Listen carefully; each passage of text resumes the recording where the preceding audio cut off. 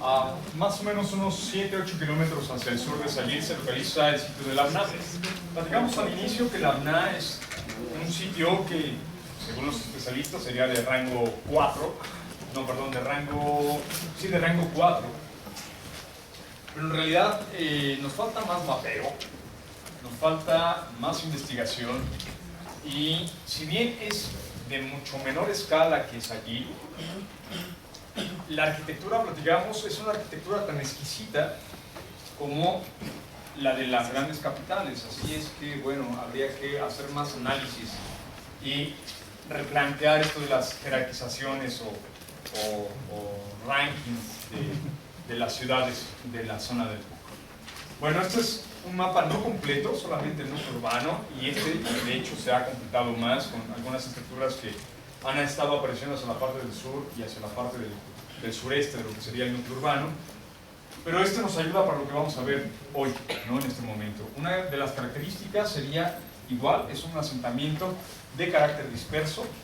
Tenemos un núcleo urbano configurado por dos grandes grupos arquitectónicos, el del sur, donde aparecen dos conjuntos de tipo cuadrángulo, unidos a través de un sacbé que lleva hacia el norte, hacia un conjunto conocido hoy en día como el Palacio, de franca topología residencial, aunque pudo tener también otras funciones aparte de lo residencial. Un punto que se me pasó comentar en el Palacio de Sayil, y me regreso a esta imagen, a la de Tatiana Proskoriakov. Finalmente, el Palacio de Sayil sería lo que define Paul Jendrop como un conjunto escalonado polivalente. Nuevamente, como lo vimos en Santa Rosa Stampaxe, se trata de una estructura en donde no todas las habitaciones funcionaron para residencia. Posiblemente cubrieron funciones de almacenamiento, cubrieron funciones para actividades administrativas o de gobierno, mientras otras más funcionaron ya como residencia. No lo sabemos exactamente cuál habitación funcionó como tal, ¿no? Falta mucha excavación, nos falta mucha información para ello. Pero esto será algo, casi un común denominador en la arquitectura del PUC. Casi todas las ciudades importantes del PUC presentan conjuntos escalonados polivalentes, ya sea de 2 niveles, de 3 niveles, o incluso, como podríamos también decir, el edificio de los 5 pisos de FNAC también es un edificio escalonado polivalente con arquitectura de la época del PUC, con arquitectura de influencia chenes, etcétera, etcétera, ¿no? Entonces, bueno, son estas las tipologías arquitectónicas imperantes en la región PUC, también chenes, o en la estructura 4 de Decán, que ya vimos hace 15 días, ¿no? Por ejemplo. Vamos a Labna y empecemos a revisar la parte del norte. Ahora vamos a ir de norte a sur, a diferencia de como lo hicimos con Sayil. Empecemos por el palacio. El conjunto del palacio es un conjunto que igual fue creciendo a través de diferentes etapas constructivas. Todo, según la arquitectura superficial, todo pareciera pertenecer al PUC medio y PUC tardío, es decir, es una construcción que estaríamos fechando entre el 750 y el año 1000 hasta 1100 después de Cristo, según el arqueólogo Tomás Gallaret. Su conformación arquitectónica está conformada por una fachada principal, que es la que ve hacia la parte del sur, hacia la zona del Sacbé, más un ala que se configura hacia la fachada oriental. Faltan excavaciones en esta zona, por lo cual podríamos encontrarnos algo muy interesante, que esto continúe con una serie de galerías importantes, ya que en esta zona, en este sector, se han encontrado a últimas fechas y están liberadas algunas habitaciones, por lo cual al menos sabemos que 3 de los 4 lados presentan habitaciones con acceso franco por esa fachada. Nos falta la fachada norte, que muy seguramente pueda tener también habitaciones y todo esto. Algo interesante es que todo parece indicar que debajo de esta zona central existe una pequeña elevación natural que fue modificada y aprovechada para que estas estructuras se estén adosando a esta elevación natural y que se estén modificando artificialmente para conformar un segundo nivel del conjunto del palacio, ¿no? Algo muy importante, algo muy interesante. No pierdan de vista sectores como estos, que son terrazas en el segundo nivel. Aquí estas habitaciones En su azotea formaría la terraza de acceso de estas otras, que se encuentran en el segundo nivel, más las grandes explanadas frontales, que conforman algunos como patios cerrados por la diferencia de niveles, como patios hundidos, de tipo patio hundido, que seguramente tuvieron funciones muy específicas. Y que además estructuras como estas, que son anexos, aledaños, sirvieron para en algún momento dado cerrar estos espacios arquitectónicos, ¿no? Que sería algo muy, muy importante. Vamos con algunas referencias de carácter histórico. Una litografía de Frederick Catherwood, 1840, cuando en su visita junto con el diplomático norteamericano John Lloyd Stephens visitaron la UNA, hizo esta reconstitución del conjunto del palacio, donde podemos apreciar los dos niveles, la majestuosidad y sobre todo lo imperante que es la escala arquitectónica en formato horizontal, que esto se está dando desde la arquitectura Riobeck-Chenes, y lo volvemos a encontrar en el PUC. Domina la arquitectura de formato horizontal más que la de formato vertical, que los basamentos piramidales, que hasta el momento no hemos platicado de ninguno, pero ya empezaremos a hablar un poquito de ellos. En la conformación arquitectónica estaríamos hablando de justamente los dos patios hundidos que veíamos en la planta, una gran terraza a manera de explanada frontal en la sección más larga del palacio por la fachada del norte, y los dos niveles, perdón, más bien el segundo nivel con dos estructuras, una muy colapsada, la otra más o menos completa, que se conservan en el segundo nivel. Esta es una de las salas anexas construidas ex profeso aparentemente para definir y cerrar este espacio arquitectónico, que sería un espacio muy dominante y muy importante en este aspecto. Una fotografía exquisita de Theobald Mahler de finales del siglo XIX, donde podemos observar todavía lo bien que se conservaba el edificio, el inmueble, con una gran cantidad de escombro, por supuesto, en algunas de sus fachadas, que se habían ya colapsado, y toda la tala de árboles que hizo para poder sacar la fotografía, ¿no? Que esto era típico del registro fotográfico de Theobald Mahler. Recordemos, como platicábamos cuando revisamos las fotografías de Theobald Mahler en Tikal, recordemos que no era una cámara digital, ¿no? Que te cabe en la cartera, sino que eran de esas cajas con placas que pesaban tantos kilos y que habría que cargar. No había carteras, había que llegar en lomo de mula para finalmente, con un equipo de trabajo, talar, limpiar el área y poder sacar la fotografía en un momento específico de luz para obtener los contrastes deseados en la fotografía blanco y negro. O sea, en realidad, estas fotografías, además de ser un registro histórico, tienen un mérito impresionante en ese aspecto. Aprovechando, justo este es el patio hundido central, aquí con el escombro, con la vegetación. Este es el edificio anexo, el ala anexa. No la vamos a revisar en detalle, pero aprovecho la fotografía para observar un detalle, que sería esto, que también es una particularidad del PUC. Se les conoce como molduras quebradas. Yo prefiero llamarlas molduras escalonadas, y se trata que la moldura media, al momento de llegar a la puerta, sube, se escalona rodeando la parte superior del vano, enfatizando como marco el acceso hacia el interior, el acceso a través de esa puerta. Algo similar en Chenes, ¿no? Que habíamos visto. Sí. Algo similar lo vimos en Chenes, ya lo vimos en la arquitectura Chenes. Por ejemplo, Shkishmok presentaba justamente este escalonamiento, ¿no? Oye, y en la reconstitución de Proskuriakov del Palacio de Sayi que tuviste, también aparece en el ala este. Ella reconstruye. También reconstruye, pero sí. no sé si hay evidencia o ya fue. Ya fue sí, en su base teórica, ¿no? Ajá. Pero sí, no hay evidencia.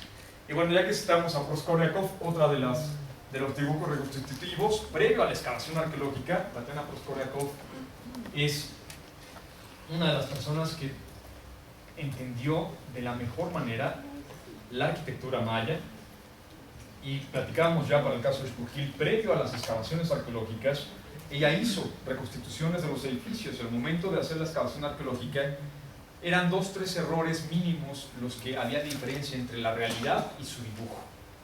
De ahí la importancia también de este tipo de registro gráfico que nos regala una reconstitución de cómo se debió ver en un momento ideal la arquitectura. Este es el patio, y esto es algo interesante. Platicamos ahorita en el momento del café, ¿no? Platicábamos que hay que subir a este nivel de terraza desde el Sacbé que comunica con los conjuntos del sur para después descender hacia este patio y estar confinado en la sección del patio. ¿Se recuerdan la sesión de Becán en donde veíamos vasijas mayas con imágenes palaciegas, cortesanas de la vida cotidiana? Pues bueno, a mí se me antoja algo exquisito que esta gradería o escalinata sirviera para funciones como presentación de cautivos o pago de tributo o intercambio comercial, y que de pronto existiera un personaje de alto rango asociada con esta edificación que sobresale con respecto a este paño y que vamos a ver ahorita más adelante, asociada con una exquisita iconografía arquitectónica. De ahí detalles como este, por ejemplo. Formando la esquina es un mosaico de piedra como el que acabamos de ver en la esquina del segundo nivel del Palacio de Sayil, pero con una gran y enorme diferencia. Es una vista de perfil. Aquí estaría el ojo, aquí estaría la orejera aparentemente, la nariz ganchuda que se abre hacia arriba, y estas son las fauces dentadas de esta deidad, que de las fauces abiertas emerge el rostro de un individuo, de un personaje. Esta es la esquina hoy en día, como lo podemos observar. Tenemos una arquitectura ya de transición entre el Puc medio y el Puc tardío. Vemos moldura basal o moldura inferior con tamborcillos, columnillas en el muro, que son propias del Puc medio, columnillas en el muro y formando la esquina, 3 columnillas con ataduras que forman la esquina, algo muy interesante. La moldura media, no con tamborcillos, sino con elementos de greca, que es prácticamente ya algo que aparece en el Puc tardío, no es del Puc medio. Más el mascarón, con los elementos de grecas, el mosaico de piedra, elementos geométricos, como estas grecas, que ya ubicarían a el friso en esta transición hacia el Puc tardío, ¿no? Estos elementos, estos últimos elementos de moldura media y friso, son distintivos del Puc tardío, pero están asociados con elementos ornamentales del Puc medio, por lo cual este es ese tipo de arquitectura que encontramos como transición entre un periodo y otro, ¿no? Es como si, igual, insisto, habláramos del barroco y hablamos de un barroco salomónico y un barroco estípite, pues resulta que las columnas salomónicas comparten el espacio en una portada de iglesia con los estípites, ¿no? Entonces, una no sustituyó a la otra, ¿no? Los que son arquitectos me entendieron, los que no, creo que no sé, creo que se les ha hablado, pero tenemos fiesta aquí al lado. Bueno, detalle, lo que platicábamos, lo mismo en Sayil, visto a 45 grados, en realidad es un frente de esta deidad y de las fauces abiertas con sus dientes, incluso con lo que sería un dibujo posiblemente del paladar, ¿no? Del interior de la boca. Aquí aparece un rostro de un personaje que está emergiendo de las mismas fauces. Algo no tan común en esta arquitectura. De aquí, esta es la fachada sur. Más o menos al eje de esta escalera está el Sacbé, que va directamente hacia los conjuntos del sur. Pero dando la vuelta, aquí tendríamos el patio hundido, y dando la vuelta tendríamos otra fachada para acceder a otra de las habitaciones. Esta es esta. Una fachada que continúa con este argot iconográfico, escultórico, pero que presenta ya algunas diferencias. Por ejemplo, una extensión de escalera a manera de plataforma, con un elemento que se conoce como chimés, que se traduce como 100 pies, y que es un elemento dentado de manera zigzagueante, es decir, son elementos que suben y bajan, y los extremos presentan una serie de triángulos con un elemento dentado, ¿no? Se le conoce como chimés, como si fuera el cuerpo de un 100 pies, ¿no? en ese principio, que están formando el escalonamiento. Esto también aparece muy recurrentemente en las molduras medias del Puc tardío, que ya veremos en Uxmal, por ejemplo, un poco más adelante. Y aquí aparece nuevamente un elemento a manera de panel con 3 columnillas flanqueando el vano de acceso, moldura media y un mosaico de piedra con un mascarón de una deidad nariguda vista de frente, que también presenta una gran particularidad. La nariz es un elemento exento, volado, que se enrosca hacia la parte superior, es un gancho que sube, no un gancho que baje, como aparece en otras arquitecturas, y de manera muy particular, tanto en el lateral como en la parte frontal, fueron grabadas unas inscripciones, ¿no? Platicamos ahorita en corto en el café, yo no tengo referencia de cuál es la lectura, nos platicaba Hugo que posiblemente es la referencia de un señorío o se puede identificar una jau, ¿no? en esta referencia del texto. Pero necesitamos mejores imágenes o una calca, un dibujo para su lectura. Pero hace algo también atípico justamente este mascarón acerca de los otros mascarones que aparecen en el área maya que carecen de este tipo de iconografía o de esta escritura, ¿no? Asociada directamente al mascarón, y que, sin lugar a dudas, hacen referencia de darle preeminencia al vano de acceso, y esto es algo importantísimo. El mascarón está asociado al acceso hacia esa habitación por alguna razón. No es algo casual, no existe la casualidad en la arquitectura maya. Existe una planeación ex profeso y por eso está apareciendo este mascarón con estas características y con este texto justamente encima de esta habitación, porque esa habitación seguramente jugó un papel importante dentro del contexto de este patio escalonado. Aquí está el patio, aquí está el mascarón que acabamos de revisar, y aquí tenemos dos cosas. Una, un pasillo abovedado que comunica con otra escalinata que permite llegar al segundo nivel, más otra de las salas arquitectónicas que se proyecta más allá del patio hundido hacia el segundo patio, el que se encuentra en el extremo poniente.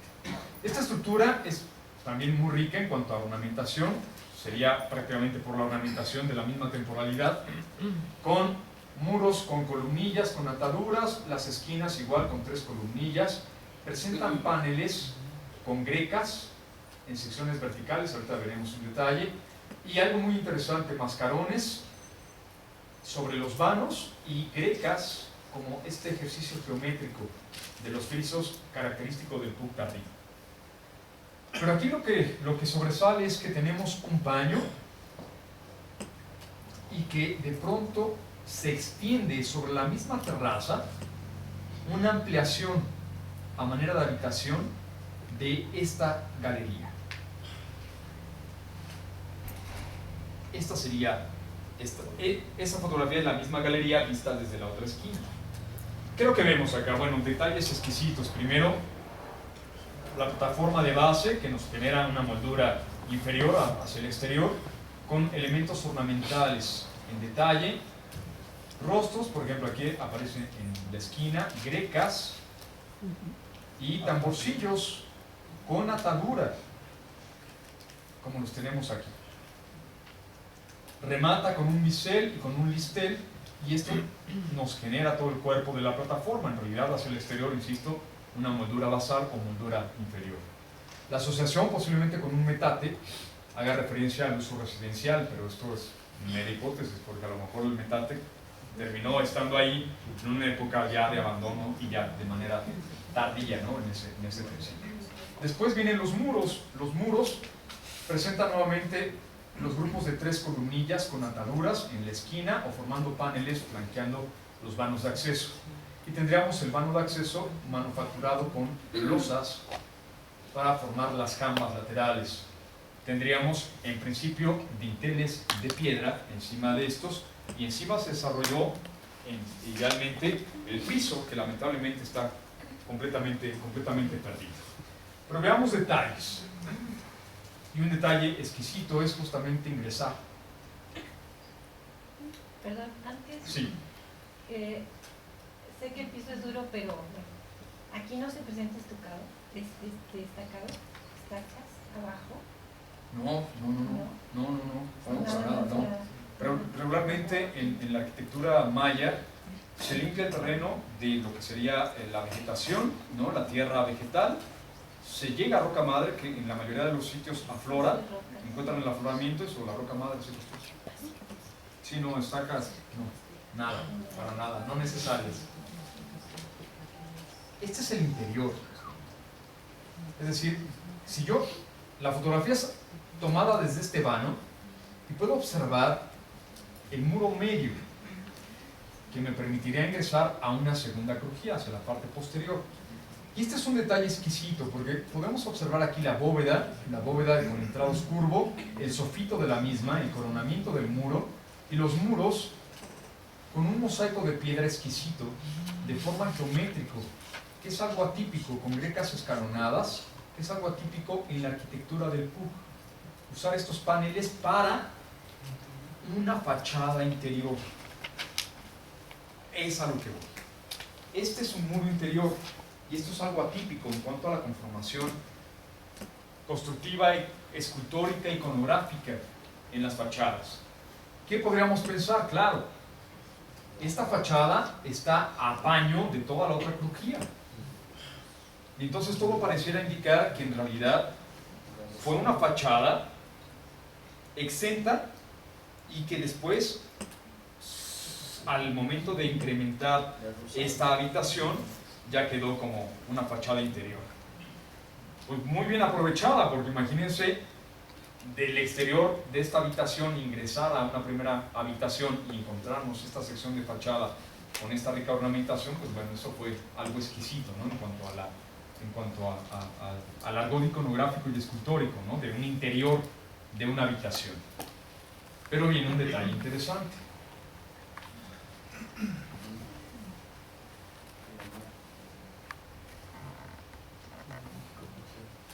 Sí fue una ampliación, esto sí es una ampliación, pero lo amarraron la ampliación de la habitación con un anclaje de empotre con el muro original de la fachada. Desbastaron esta sección de la fachada, quitaron los sillares de ahí, hicieron una caja y después se anclaron para anclar justamente esta ampliación. Y al interior, esta moldura quedó superior justamente para hacer el escalonamiento del acceso. Pero en realidad esta moldura debe continuar por allá abajo. Aunque aquí también hay un elemento de anclaje importante, ¿no? También se corta la moldura para poder encajar esta sección. O sea, no es algo que llamaríamos una junta fría, en donde solamente la ampliación, es decir, este muro, lo estoy recargando, ¿no? Al contacto y a lo mejor a la línea de junta le echo un poco de mortero y ya, o con el mismo estuco ya se cubrió, ya nadie lo vio, sino que se ven en la necesidad de amarrar los dos periodos o los dos momentos constructivos. Muy importante porque eso seguramente les evitó problemas de conservación, de filtración del agua de lluvia al interior y de trabajo estructural diferenciado, ¿no? ¿Y esta amarre se ve solamente en este edificio de toda la Maya? Bueno, no sé. ¿Ahorita estudiado? No lo sé. O sea, tú no lo has visto en otro lugar. No, bueno, yo no lo he visto en otro lugar, pero no es una característica. no es una característica.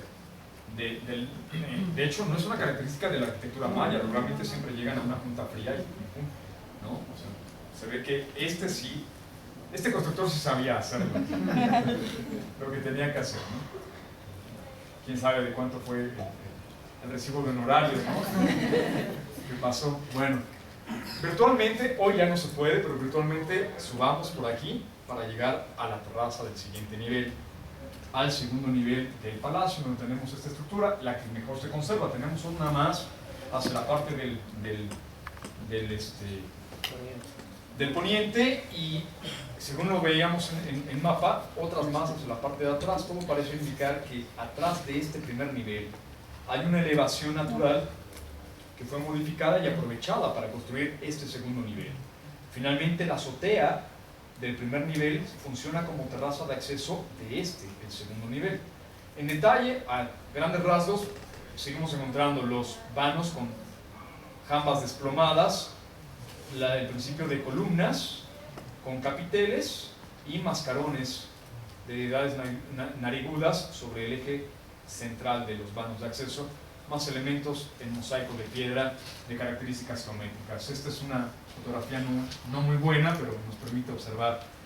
Las columnas no son monolíticas, están conformadas por tambores, las jambas siguen siendo por piezas, presentan capiteles, al igual que las columnas, dinteles de piedra. La moldura con el chimés, que es muy típica del Puc tardío, y estas cruces que se le conoce como celosías, que serán también muy tradicionales del mosaico de piedra geométrico del Puc tardío. Con estos elementos identificamos que toda esta sección, toda esta fachada, es el Puc tardío, aunque en el Puc tardío prácticamente en ningún otro edificio del Puc se siguen empleando columnas. Es algo interesante, por lo que seguimos hablando de estos momentos de transición entre un Puc medio y un Puc tardío, ¿no? Que sería algo muy importante. Pero posiblemente lo más interesante aún es ver todo esto a través de un corte. Porque este es el nivel del terreno, esta es la gran terraza de acceso al primer nivel, por aquí estaría la escalera y por acá vendría el Sacbé, que nos comunica con la parte del sur. Este es el segundo nivel y toda la terraza de este segundo nivel tuvo la inclinación necesaria para ser el área de captación y conducción del agua de lluvia hacia un chultún, construido artificialmente justamente en esta sección para tener ahí el abastecimiento del agua de lluvia. Para el segundo nivel, es decir, los del segundo nivel no tenían que ir hacia ningún lado, no tenían que bajar para ir por agua, solamente salir a su terraza, ¿no? Y obtener agua de su propio chultún en este segundo nivel. Un trabajo de infraestructura muy interesante. Ahora, alguna vez yo leí, pero yo ya tengo mis dudas, alguna vez yo leí que esto en realidad es una subestructura que fue modificada al momento de ampliar y construir esta sección y que se cierra, se abre por arriba, se impermeabiliza y se convierte en un chultún. Es decir, que esto fue en origen una habitación. Pero bueno, hay que seguir leyendo y hay que seguir documentándonos en ese principio. Póngalo como signo de interrogación, porque la fuente que leí no era muy confiable. ¿Cómo interpretaba? Con estuco, con aplanados de estuco, un estuco muy bien bruñido con un mantenimiento constante. Es el principal sistema de impermeabilización. Se han encontrado algunos otros sistemas, por ejemplo en Ekbalam o en Ushul, donde han usado tepalcates, pedacería de cerámica como fondo, haciendo un mosaico, y que eso me generaría una superficie impermeable. Aún y con eso, claro, le pasaban el estuco, pero era, digamos, la capa impermeable de cerámica y encima el estuco.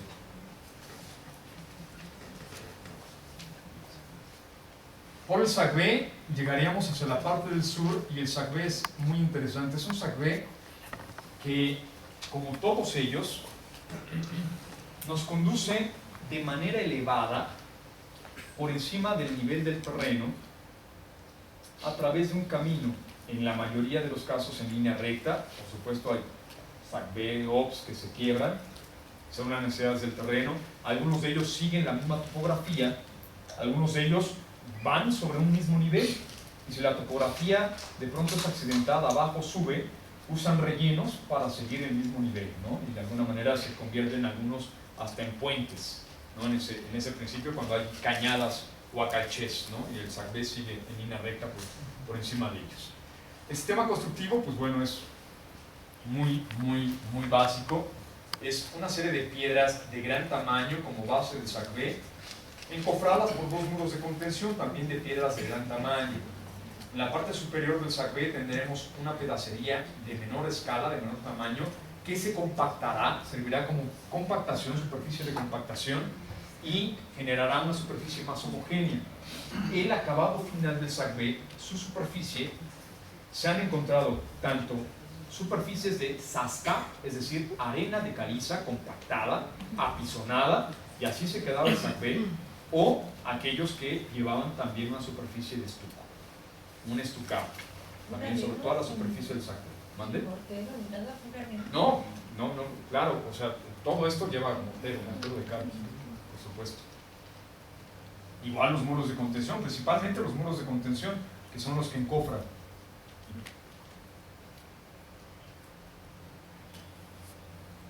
Por el SACB llegaríamos hacia el Grupo del Sur, en donde tendríamos dos conjuntos arquitectónicos. Aquí aparece algo interesante. Primero, el SACB desemboca hacia un pequeño patio, que pareciera ser el patio vestibular de características públicas, para poder de ahí conducirse hacia el acceso de cualquiera de los dos grupos arquitectónicos. Uno de ellos es un cuadrángulo, este de acá. Este de acá no es un cuadrángulo, aunque la bibliografía lo refiere como un cuadrángulo, en realidad no lo es. Es un conjunto tripartita de una plaza menor con dos estructuras laterales que ven hacia el interior de la plaza y un pequeño basamento piramidal, que sería este de acá. Es el primero que revisaremos. Se conoce hoy en día como el mirador.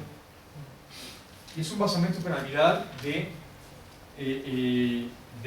fachada hacia el conjunto, hacia el interior del conjunto, es decir, ve hacia la parte del sur, y está conformado por un pequeño templo en la parte superior. Desde el nivel del patio hasta la cima, hablamos de aproximadamente unos 15 metros de altura, más o menos, es decir, es en realidad un edificio bajo, no es un edificio de gran tamaño. Este es el acceso hacia el conjunto tripartita. Aquí hay unas escaleras que suben la plataforma y me permiten ingresar al conjunto tripartita. Esta es la sección del patio y por acá viene el SACB del palacio. Algo muy interesante que se empieza a generar en la arquitectura PUC y que no será exclusiva del PUC, será accesos con rampas. Aquí hay una rampa, no sé si la alcanzan a distinguir. Aquí aparece una rampa.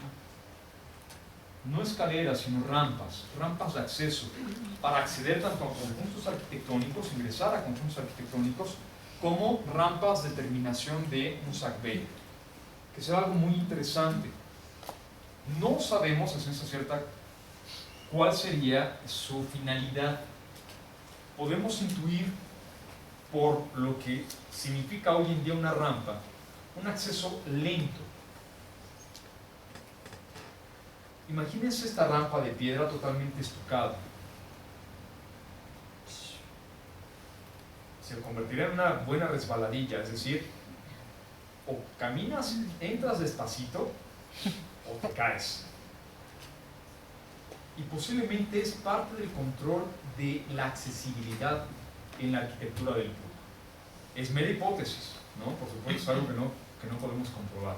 Pero algo particular es que esta rampa tiene su contra del otro lado. Aquí está el patio y del otro lado, siguiendo esta misma línea o eje, aparece una segunda rampa que pareciera sacar al usuario de esta sección del patio y a lo mejor comunicarlo con otro SACB que no sé si exista hacia la parte del sur, o comunicarlo con otro grupo arquitectónico hacia la parte del sur.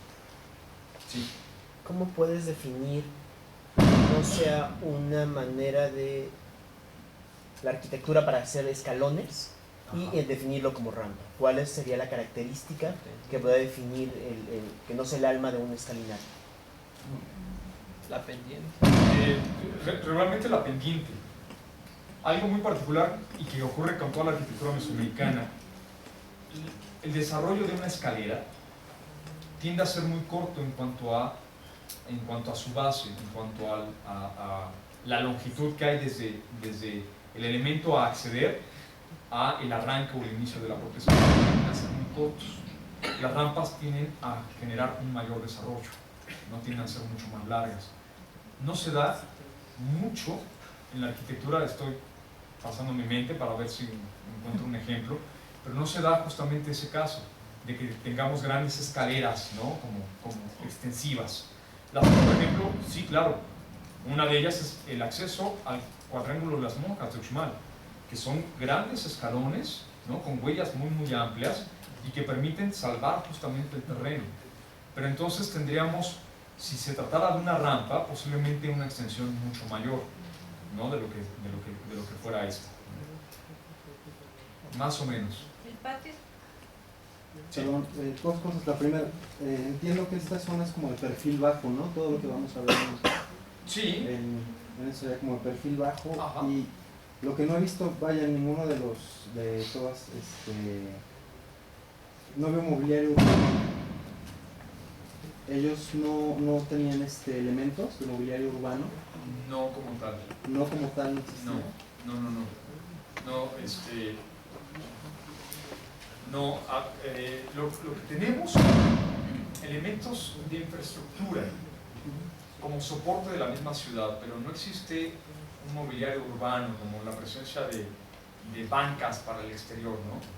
De pronto podríamos llamar que las zonas de graderías o de escalones que conforman los patios pueden haber funcionado como un mobiliario urbano en ese principio, pero como tal no. A lo mejor nos falta más investigación para definir.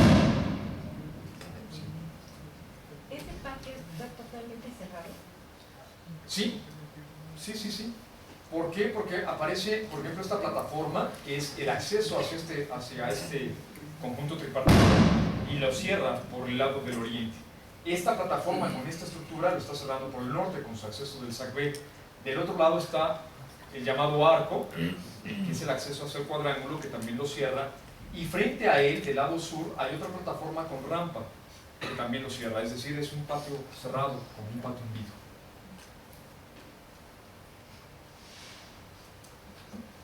Este detalle es exquisito.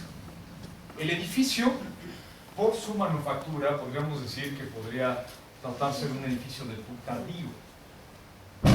Tiene muros totalmente limpios, la moldura es también muy sobria, pero presenta una gran cantidad de espigas que sirvieron para la colocación justamente de esta escultura arquitectónica.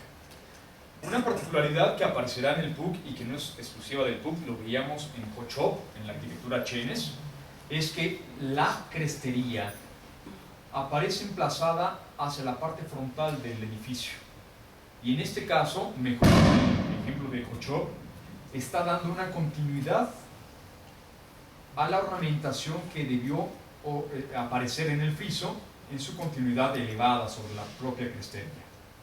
De ahí que Andrews o Jindrock también las llaman cresterías voladas, justamente por esta referencia de ser un elemento extensivo de la iconografía del friso sobre la superficie de la crestería, que aparece echada directamente hasta el frente de la misma edificación.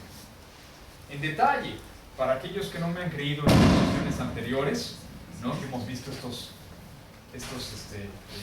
relieves, estas espigas o ménsulas, es esta esquina. Identifica las piernas y el braguero. El torso está fundido, pero el torso debió estar acá y debió apoyarse posiblemente con la espiga que da inicio o arranca a la crestería en la parte superior. Como esta pieza escultórica, debieron aparecer en diferentes secciones, tanto del friso como de la crestería, esculturas modeladas en estuco que estaban empotradas o apoyadas sobre las ménsulas o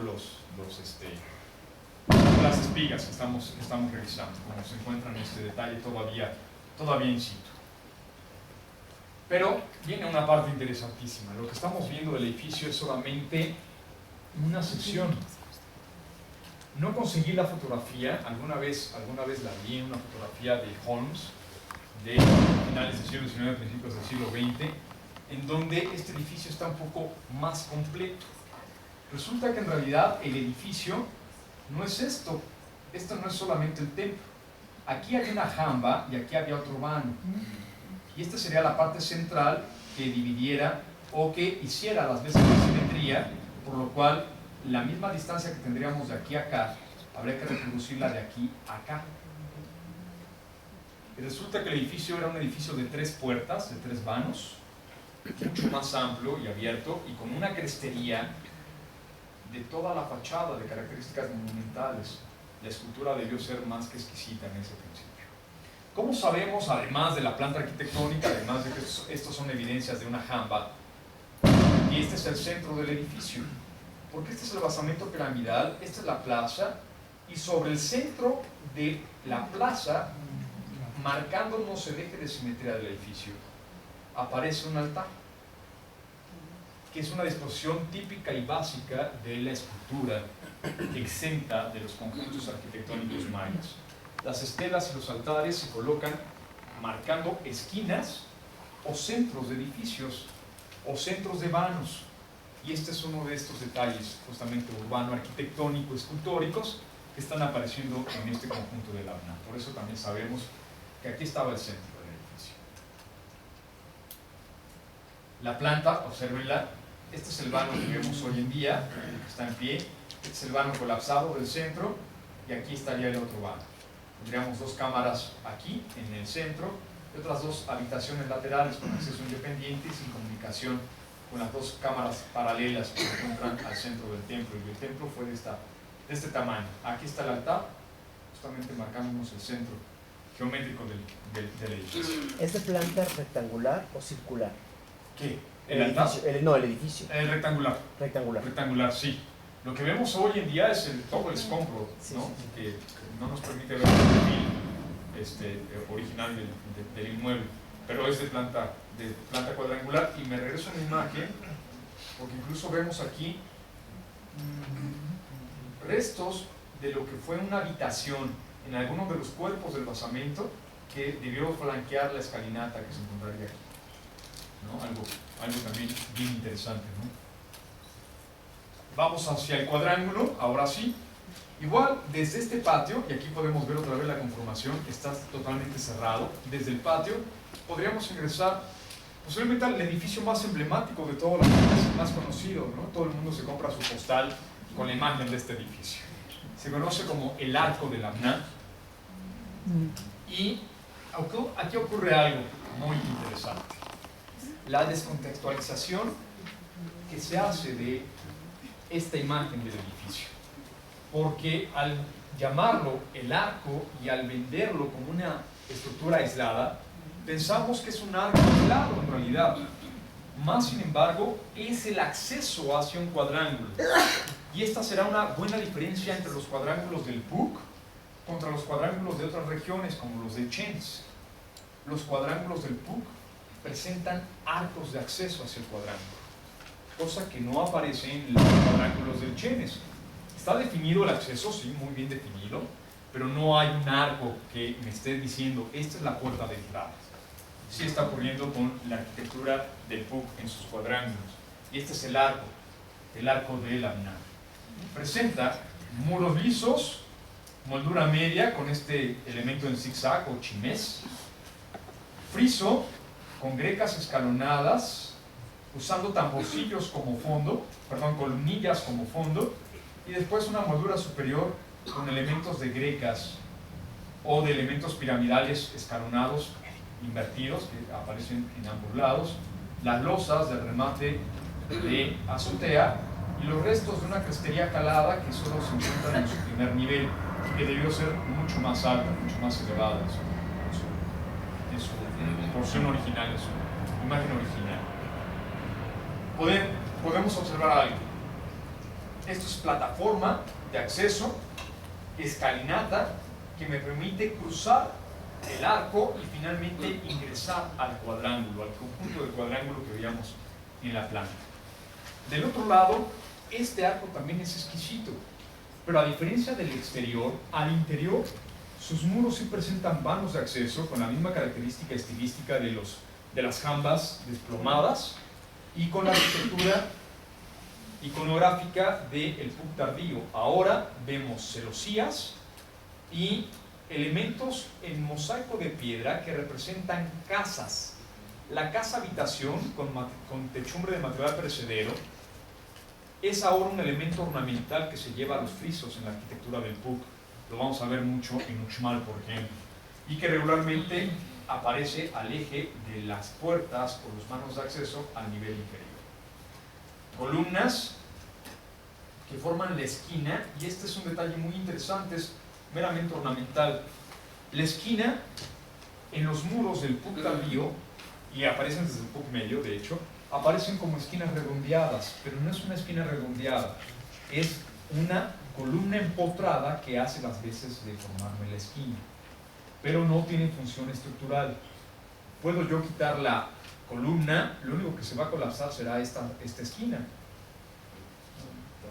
pero es meramente ornamental, no se va a caer la bóveda al interior, no va a pasar nada, más que lo que está exactamente encima de la columna, lo que se vendría abajo y nada más. Son meramente ornamentales, que son también características del Puc, tanto en el medio como en el tardío, ¿no? Lo estamos viendo ahora en este detalle.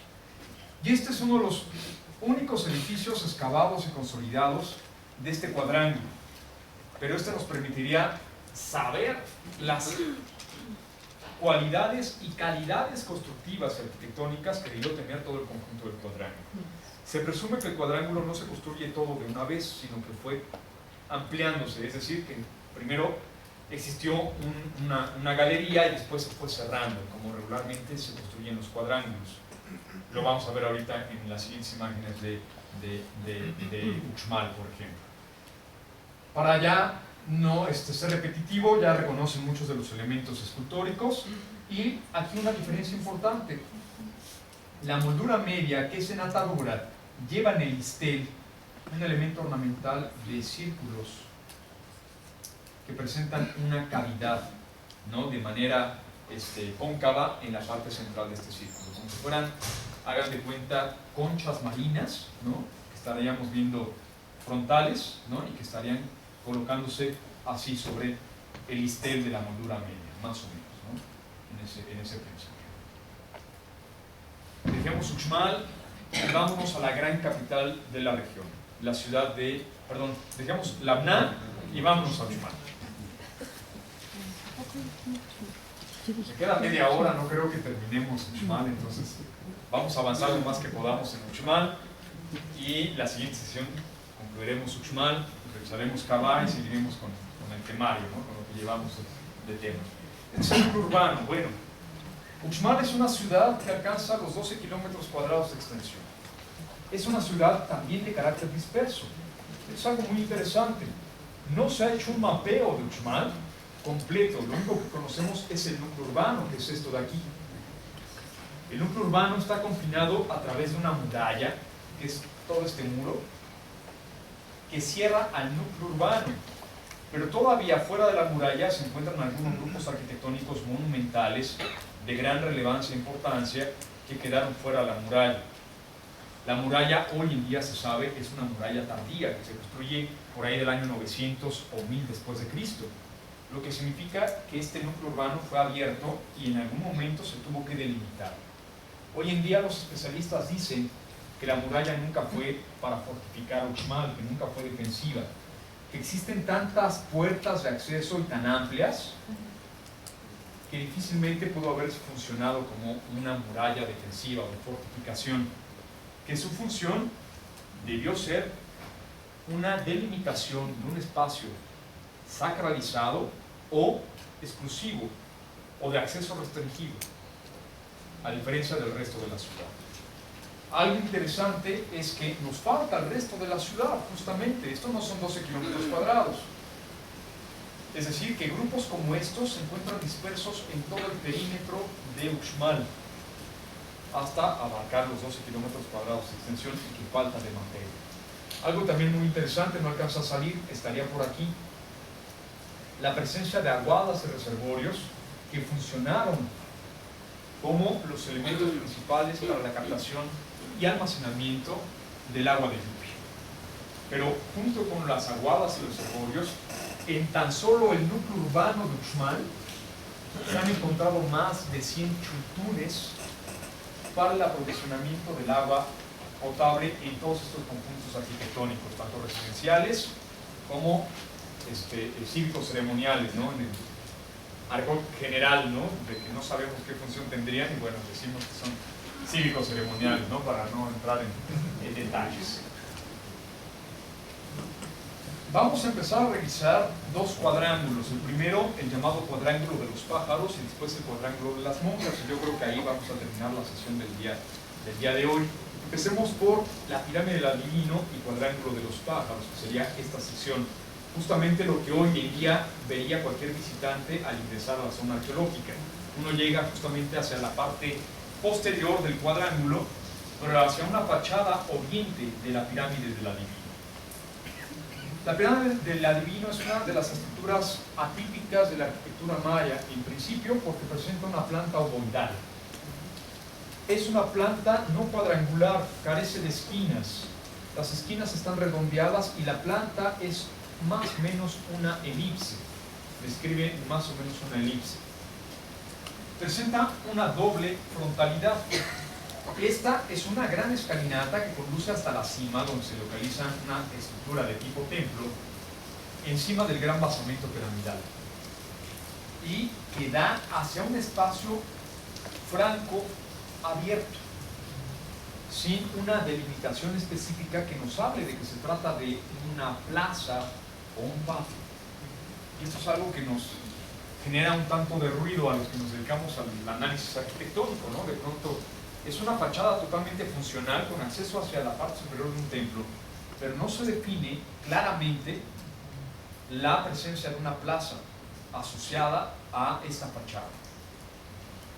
Por lo que, en realidad, todo pareciera indicar que la fachada principal es la del lado opuesto, la que ve hacia el poniente, que si bien presenta una escalinata mucho más corta, nos conduce a un primer nivel con acceso hacia un templo, y con dos escaleras laterales podríamos llegar al nivel superior. Y que justamente esta fachada sí da hacia un conjunto cerrado de tipo cuadrángulo, que hoy en día como el cuadrángulo de los pájaros. En detalle, la pirámide del adivino hoy en día es una de las estructuras más altas de la península de Yucatán, tiene 30 metros de altura, es bastante alta, ¿no? para la región, y presenta una escalinata en la parte central de su fachada principal, la fachada poniente, enmarcada por un elemento de tipo alfarda, que en realidad no es una alfarda, no es un muro de contención que esté encofrado en el núcleo de la escalinata con funciones estructurales. Eso es una alfarda. Eso es un elemento ornamental que nos presenta una cascada de mascarones escalonada de esta misma deidad nariguna. Lo que veíamos en las esquinas de los edificios chenes, ahora lo vemos flanqueando la escalinata de acceso del basamento piramidal, y que divide a la escalinata central de una escalinata lateral menor que aparecería aquí. Y que esto es totalmente atípico para la arquitectura de la península de Yucatán, pero que es muy propio de otras arquitecturas como la del Petén, que tenemos una escalinata central y luego mascarones modelados en estuco y después escalinatas secundarias. Hablo del preclásico tardío y del clásico temprano del Petén, y que de pronto aparece este mismo recurso de una escalinata central con escalinatas secundarias y una cascada de mascarones que flanquea y separa a ambas escalinatas, ¿no? Que sería algo muy interesante.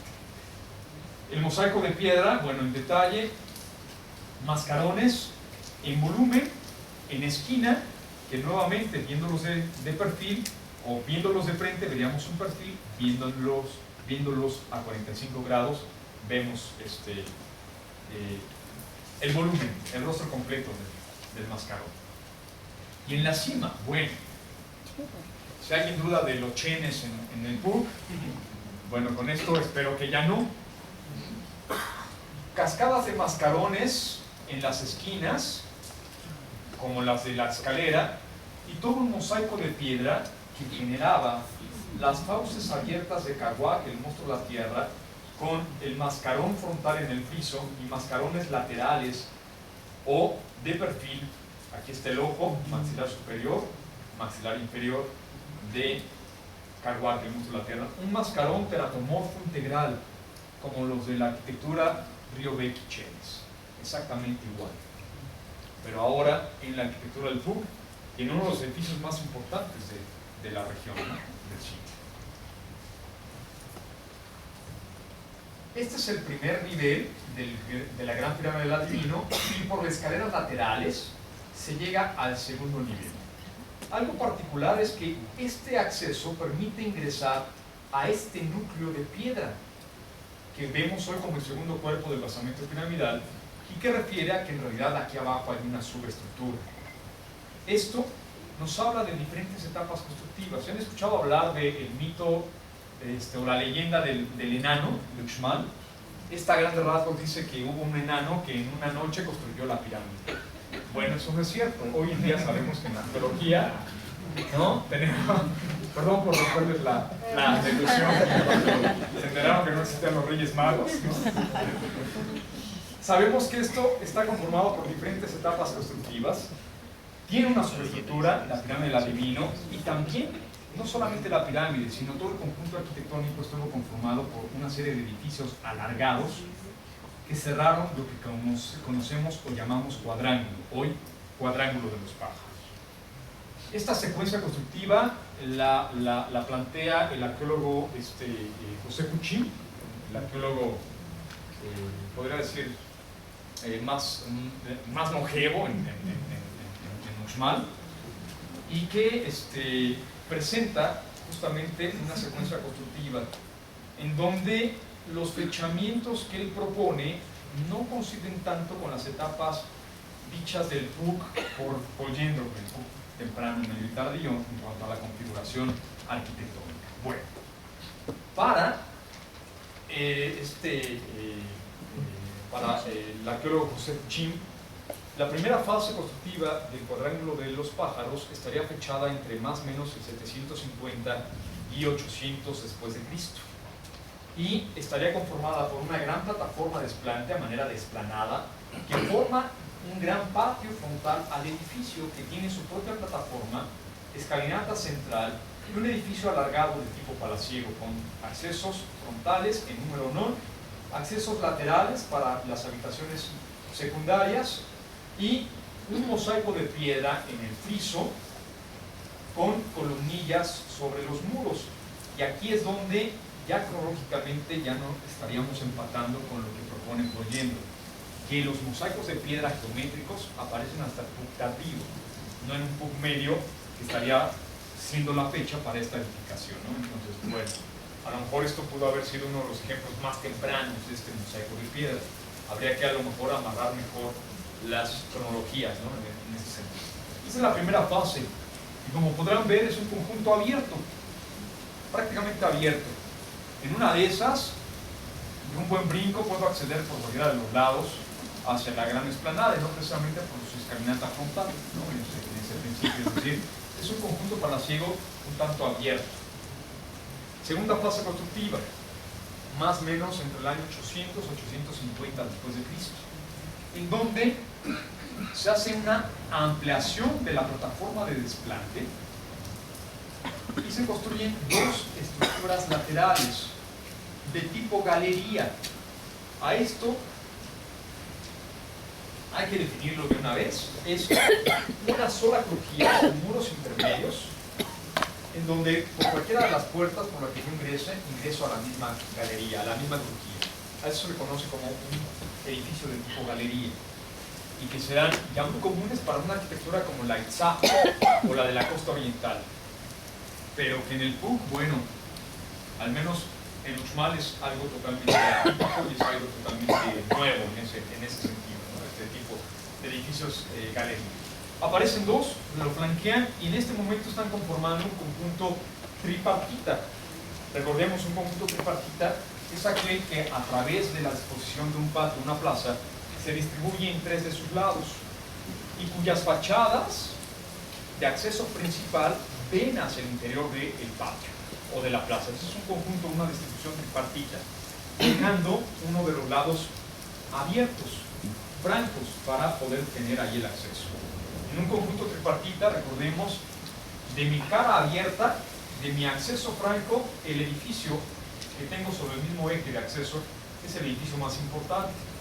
Y como pueden observar, la misma plataforma del desplante, que es ligeramente más alta con respecto a las dos laterales, enmarca que este edificio es el más importante. Y este detalle no lo pierdan de vista para ahorita que veamos al cuadrángulo de las monjas, ¿no? Se están marcando que este es el edificio más importante, que yo tengo franco viendo de frente al momento de acceder al conjunto.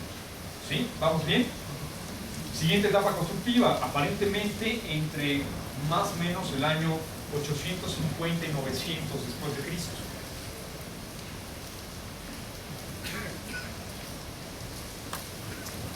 Ahora sí, es un conjunto de tipo cuadrángulo. Hacia la parte antiguamente abierta se construye un edificio de tipo residencial alargado con una única ornamentación de conquillos. Esto, según Paul Gendron, debió ser temprano, que resulta que aquí está apareciendo hacia la parte tardía. Esto sería muy interesante. Si en realidad las fechas son buenas, las que nos da el arqueólogo, entonces seguiríamos hablando que nunca se abandona la arquitectura del Puc temprano y que se sigue construyendo con la misma usanza para edificios exquisitos en el Puc tardío, ¿no? Hacia las etapas finales del Puc. Algo muy interesante. Que la iconografía es un factor que se observa en la arquitectura. Sí, pero de pronto encontramos casos atípicos, ¿no? Como podría ser este, justamente. Algo particular que acabamos de revisar en la UNAM, ahora el acceso está perfectamente bien definido por un acceso abovedado. Ok, existe el elemento del friso, Ajá. que es este junquillo que estás marcando. No puede conservarse elementos del friso de etapas más tempranas y la arquitectura sea diferente, solo eliminando el friso como elemento o adhiriéndole. Sí, podría, por supuesto. Sí. Y arquitectónicamente esto cae en lo que en las temporalidades que se marcan del Puc medio. Pues podríamos empezar, por ejemplo, a hablar de una arquitectura que se, digamos, como que se reutiliza o se recicla en estos elementos, ¿no? Sí. Y podría caer, por supuesto, hacia una temporalidad diferente a la que en esquema debería pertenecer, por supuesto que sí. Y bueno, aquí aparece algo nuevo. La construcción del gran basamento piramidal en su primera fase constructiva de la pirámide del adivino, que parcialmente se monta sobre la parte central de la estructura original o primera o primaria del conjunto cuadrangular, pero que, ojo, permite por debajo de su escalera tener un pasillo abovedado para seguir accediendo a las habitaciones que ahora quedaron por debajo de la escalera. Es decir, no se clausura su función, sino que siguen coexistiendo en este momento. En este momento el edificio tiene ya este principio de esquinas redondeadas de planta más o menos ovoidal y solamente un gran talud de contención que me define un solo cuerpo del basamento piramidal con un solo nivel de templo de dos cámaras o crujías con una crestería apoyada en su parte media. Pero entonces en este caso está haciendo funcionar como un contrafuerte, ¿no? La ¿Quién? parte de la escalinata, o sea, en el momento que hay como Sí. un acceso, sí se está haciendo funcionar como un contrafuerte. Es posible, probablemente las escalinatas no son estructuralmente tan fuertes como para funcionar como un contrafuerte como tal, pero podría ser, ¿no? Aquí nos faltaría más datos acerca de la construcción de la escalinata y si en realidad está funcionando como tal. No lo descartamos, por supuesto, pero realmente las escalinatas en el Puc no son tan estructuralmente tan resistentes como para funcionar como tal, ¿no? Pero podría ser para este caso. ¿Y qué significa o cómo podrías interpretar que sea un solo talud? ¿No? O sea, yo me imagino que antes solo, ¿no es el único que hay o hay muchos así? O sea, que No haya muchos, pero cuerpos, hay algunos. Sí. que haya Ajá. cuerpos, me imagino que facilita la construcción, que le da más tiempo. Sí. Esto sería como algo más avanzado o menos avanzado. Sí, por supuesto. La pregunta de acá adelante, porque seguramente allá atrás no escucharon, es ¿cómo interpretamos un solo cuerpo con un gran talud en referencia a tecnologías constructivas, siendo que un edificio, un basamento piramidal escalonado es mucho más estable, constructivamente hablando. Aquí los esfuerzos de los empujes del núcleo hacia este gran talud de contención de esta gran altura, por supuesto que son mayores, que si esto lo dividimos en pequeñas partes, si fuera escalonado, ¿no? Entonces es mayor el trabajo estructural. ¿Qué significa?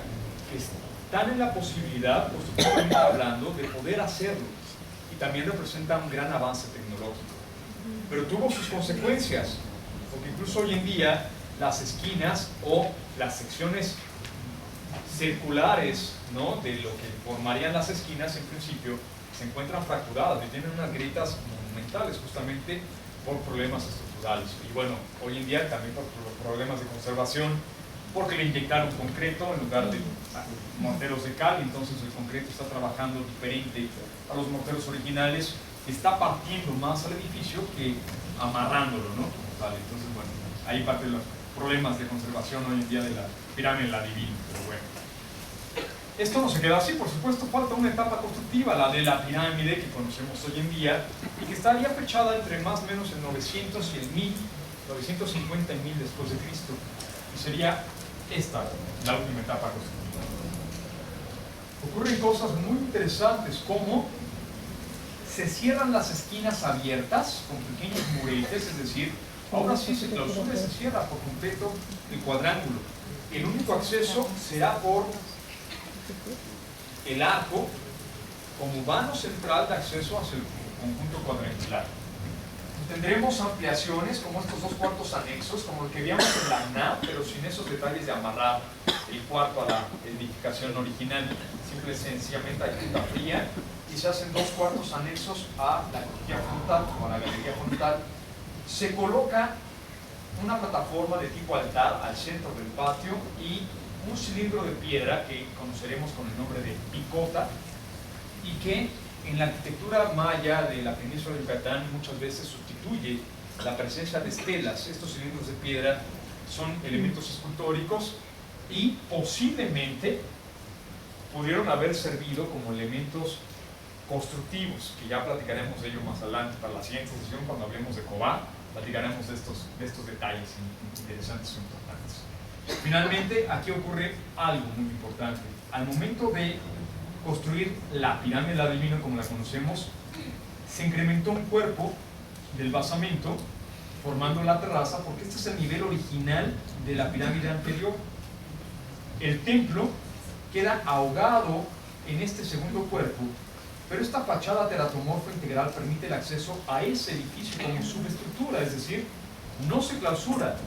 Ese templo sigue existiendo, nada más que se renueva en su fachada y en su azotea se construye el último nivel, que sería el templo mayor, este de acá. El templo superior encima de todo el basamento piramidal. Ese sería el gran cambio. Igual que todo lo demás, habría que imaginarse esto totalmente estucado y pigmentado, ¿no? Por supuesto. Y aquí se ocurre algo interesante. La ampliación de esta estructura nueva del basamento piramidal sí generó la clausura, el relleno de las habitaciones por debajo de la escalera, porque se incrementó la carga, el volumen o el peso del material, y entonces fue necesario clausurar esas habitaciones. Esas habitaciones corrían riesgo de colapso, entonces mejor las rellenaron y así las clausuraron. Una vez revisado este cuadrángulo, que es el que conocemos mejor en cuanto a evolución constructiva, vamos a este. Esta es la pirámide del adivino y hacia un lateral tenemos el cuadrángulo de las monjas. Uno de los cuadrángulos más grandes y más exquisitos, por supuesto, de la arquitectura maya y de la región del Cusco.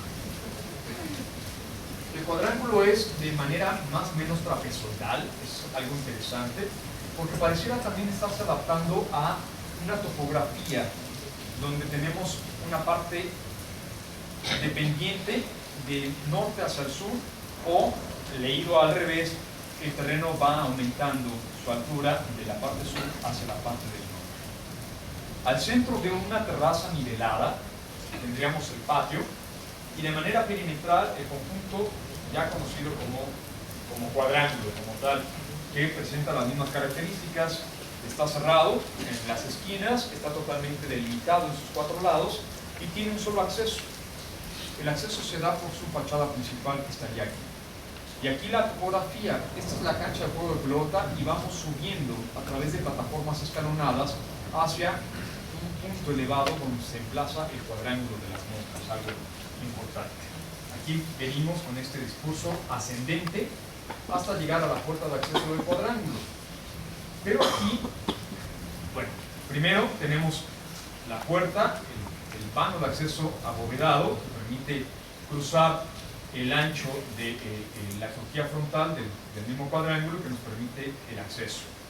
Al exterior, muros totalmente lisos, molduras medias en atadura y frisos con mosaico de piedra con estas cruces que llamamos celosías. Moldura superior también en atadura con algunos elementos escultóricos y las losas en bisel que forman las tapas de relleno en la azotea en la parte superior. Aquí hay una gran diferencia con respecto a otros cuadrángulos, como el de los pájaros o el cuadrángulo del Abnán, que este cuerpo, este edificio, sí presenta vanos de acceso hacia la parte frontal y el acceso hacia habitaciones. Lo que significa es que este cuadrángulo tuvo también no solo una vida al interior, sino una función hacia la parte exterior. Aquí tenemos una terraza, después tenemos las escaleras que bajan hacia el juego de pelota y todas estas habitaciones tienen un acceso único e independiente hacia cuartos aislados que debieron cubrir alguna función, posiblemente de características administrativas o públicas, que separarán justamente esta crujía de su crujía paralela, que tiene un acceso definido ya por el patio del cuadrángulo hacia la parte interior. Como remate final, detalles como esta, otra vez, mosaicos de piedra que nos reproducen la casa maya como parte de ornamentación, como parte de la ornamentación del friso, como en el arco del Abnán. El interior, cruzamos el arco, está el gran patio del cuadrángulo, aquí la diferencia de niveles en cuanto al emplazamiento, los vanos para las habitaciones dentro del cuadrángulo. Estamos hablando del mismo edificio, del edificio frontal o edificio sur del cuadrángulo, y el detalle, el mismo trabajo de cantera en los muros y la casa maya sobre los vanos de acceso con el remate de las llamadas celosías en lo que sería los frisos de esta arquitectura. Vamos al edificio del Oriente. Por su iconografía escultórica es de la misma temporalidad, es exactamente, todo es muy tardío, aquí sí, no nos cabe duda. Todo el cuadrángulo de las monjas se construye entre el año 900 y el año 1000, 1100 después de Cristo, ¿no? Como algo específico, aunque seguramente también no se construyeron los 4 edificios al mismo tiempo, sino que se fueron construyendo uno y después el otro, hasta finalmente conformar el cuadrángulo. El edificio del Oriente es un edificio alargado, importante por sus 5 vanos de acceso, en donde este central tiene una mayor separación con muros o paramentos lisos hacia los 2 extremos, pero que en el mosaico de piedra del friso, no lo pierdan de vista, estos elementos trapezoidales aparecen de manera geométrica y equidistante, aunque por debajo no exista la referencia de axialidad con un vano, pero siguen el mismo discurso de confusión geométrica y arquitectónica, ¿no? de toda la sección del friso. Detalles: el vano central presenta un mascarón, presenta una cascada de 3 mascarones de la delgada nariguda vista frontalmente, y bueno, ya no voy a repetir, ya reconocen todos los elementos iconográficos del mosaico de piedra. Los elementos trapezoidales sí son nuevos porque representan serpientes bicéfalas. Este es el cuerpo de la serpiente y aquí aparecen las cabezas de fauces abiertas en los extremos de cada una de estas líneas horizontales, que de manera escalonada invertida forman esta figura trapezoidal. Y al centro aparece una especie de mascarón en mosaico de piedra con una gran espiga, con un clavo que penetra y se empotra en el núcleo del friso y que representa el rostro humano de un personaje que presenta anteojeras, algo interesante. Mientras que las esquinas nos vuelven a presentar el mismo elemento central, la cascada de mascarones vista de perfil, que a 45 grados sería nuevamente esta imagen de una imagen frontal de la deidad nariguda. Aquí ocurre algo interesante. Las narices forman ganchos ascendentes y esto ha sido una discusión eterna entre los especialistas, que si la nariz es un gancho ascendente representa, creo que el agua de lluvia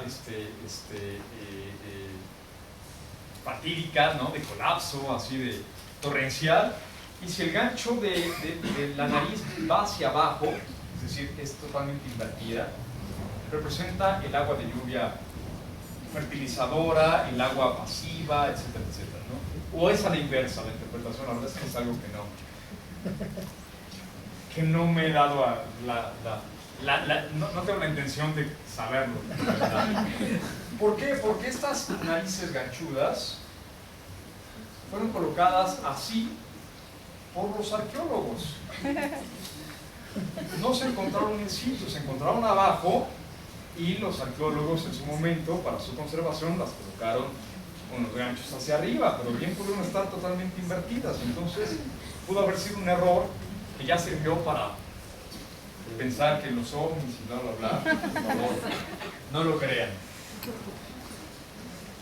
El edificio del Poniente, una estructura igual ricamente ornamentada, igual del Puig tardío, en detalle, mascarones en cascada formando el eje de los vanos, un mosaico de piedra de grecas y un elemento nuevo que aquí también aparece una gran discusión. Román Piñachán decía que esto es evidencia de la presencia de los grupos Xiu, que son mayas, putunes o chontales, que provienen de la zona de la costa de Campeche y de Tabasco, y que como mercenarios, con influencia de los grupos del centro de México, llegaron a Chichén Itzá, llegaron a Uxmal, poblaron, y trajeron nuevos elementos como el culto a Kukulcán, o la serpiente emplumada.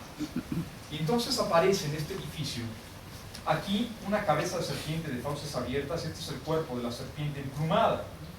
Va por detrás del mascarón, sale en este punto, se enrosca con otro cuerpo de serpiente, llega acá arriba y continúa, pasando por detrás del mascarón superior y llegando a su remate en esta borla de plumas.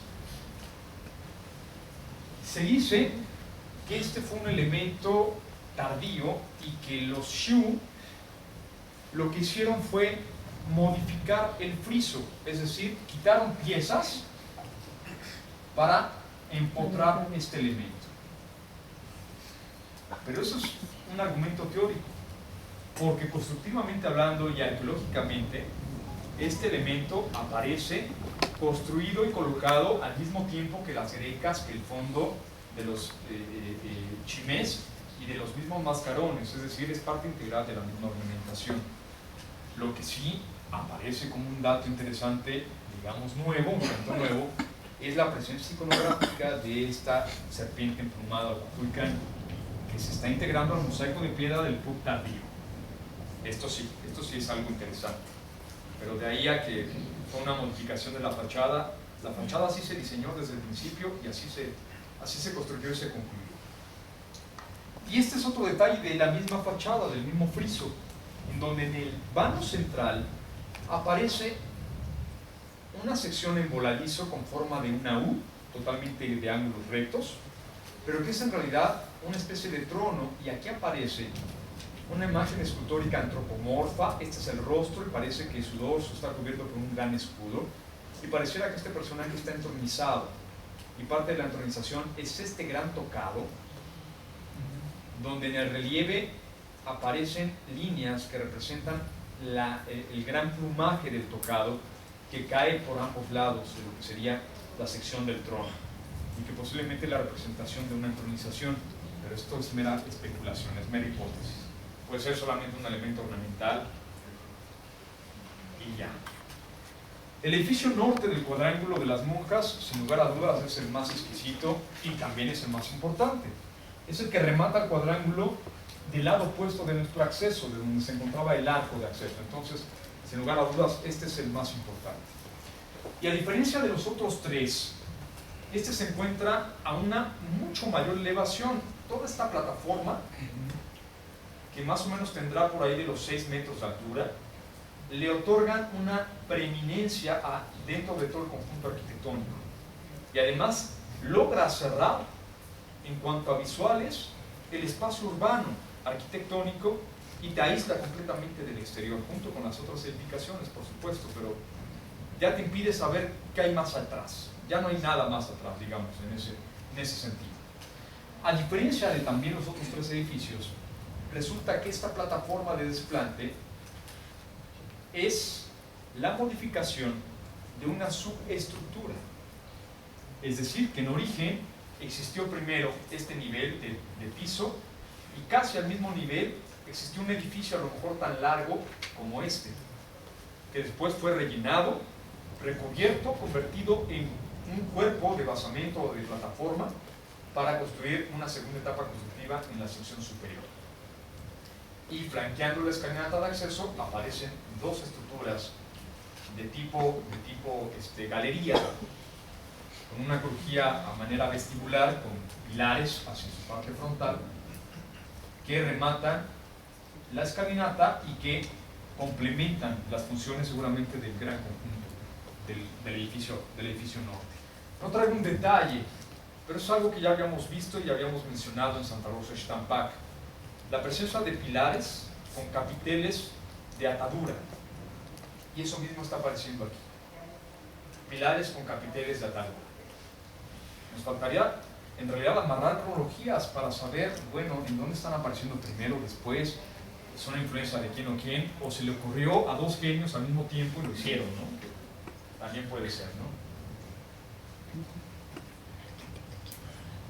Al pie de la escalinata sobre el eje central de todo el edificio, de la misma escalera, aparece una estela, lamentablemente muy erosionada, pero es una de las varias estelas que se han localizado en Uxmal. A diferencia de otros sitios del PUC y del norte de Yucatán, Uxmal cuenta con un rico acervo de estelas, altares y algunos textos glíficos que la mayoría lamentablemente también están muy deteriorados. Y también algo muy particular: en la península de Yucatán se empieza a dar algo que se llama, o que le llaman hoy en día, los pseudoglifos, es decir, hacen o simulan un tipo de escritura, pero en realidad no están diciendo absolutamente nada, ¿no? Están como simulando una escritura y nada más, ¿no? en ese principio. Hoy en día, por ejemplo, conocemos un poquito de la historia de Uxmal a través de sus textos glíficos, y sabemos que hubo un gobernante llamado Chak Ship Shak, ¿no? en Uxmal, y al cual se le atribuye la construcción de algunos de los edificios más importantes, como podría ser el edificio norte del Cuadrángulo de las Monjas, o el máximo exponente del PUC de toda el área maya, que sería el Palacio del Gobernador, y que ya regresaremos para la siguiente sesión.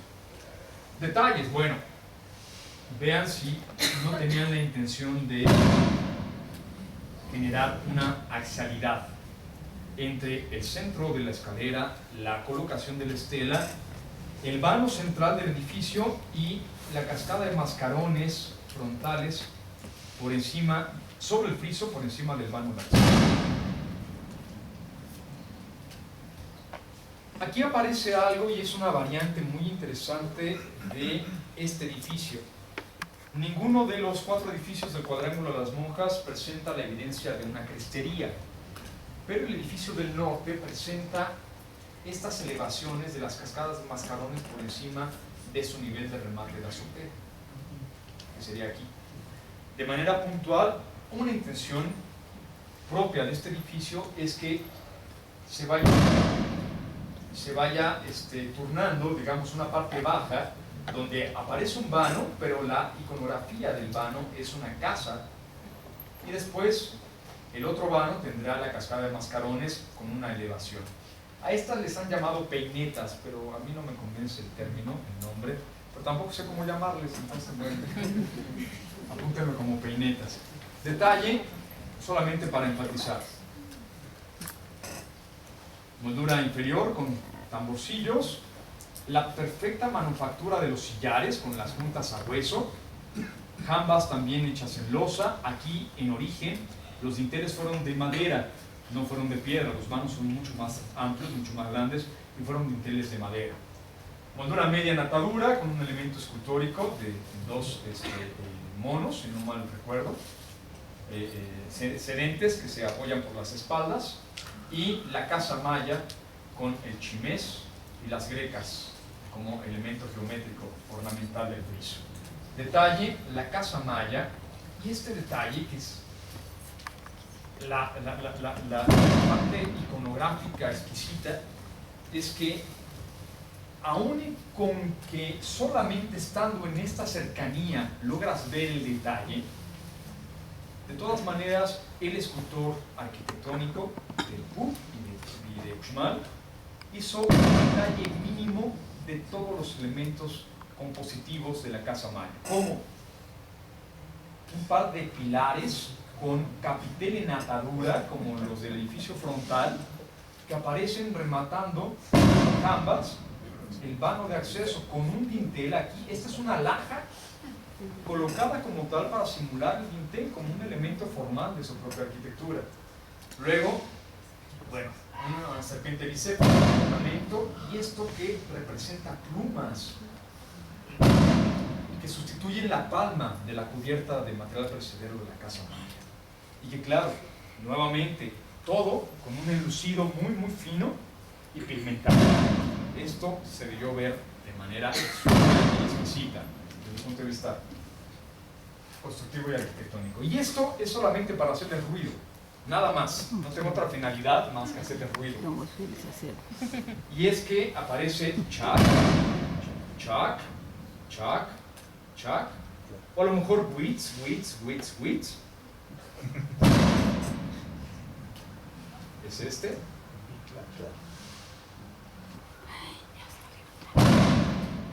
Y Tlaloc, anteojeras, bigotera y el signo de atadura de años del centro de México, que además aparece en una escalada como el remate superior de este elemento de peineta o de cascada de mascarones. Y no pretendo decir qué significa, nada más pretendo hacerle ruido, nada más. Pues pura casualidad llegó ahí, ¿no? No, casualidades no existen, exactamente. Pero solamente para hacer ruido. Bueno.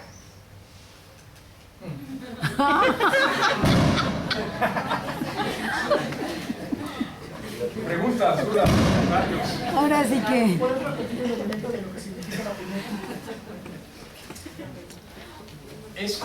Es como una nueva interpretación de una crestería que de manera seccional solamente aparece en las cascadas de mascarones verticales en este edificio, sobresaliendo justamente como una crestería volada, sobresaliendo por encima del nivel de azotea. O sea, es un coronamiento de la cascada de mascarones. Es un coronamiento de la cascada de mascarones, exactamente.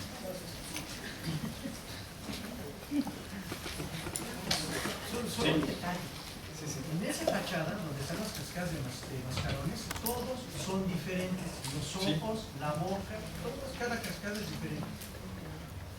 Le llaman chac, pero cada siendo en su conjunto el mismo, tiene unas diferencias, sobre todo los ojos, en el que está a la izquierda, sobre todo son cuadrados, en la cascada siguiente, a la izquierda, todos son diferentes. Sí.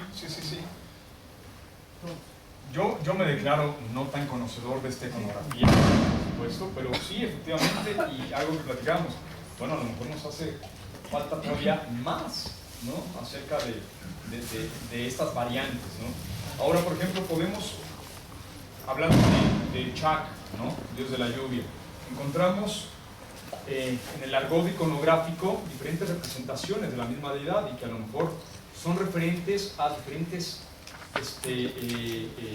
actividades o más bien diferentes, se me fue la palabra, funciones de la misma deidad, ¿no? Como tal.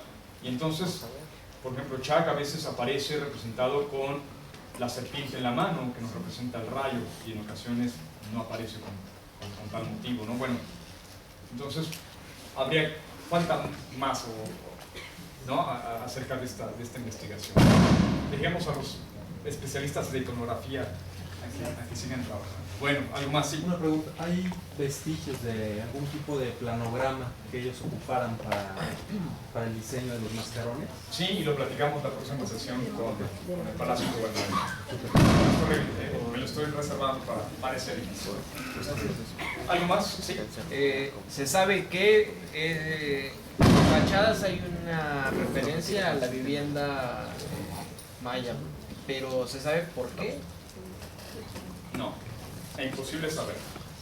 Solo sabemos que en algún momento dado, desde el río Beca hasta el Buc, empiezan a representar a la casa maya como un elemento ornamental en los frisos de la arquitectura de piedra.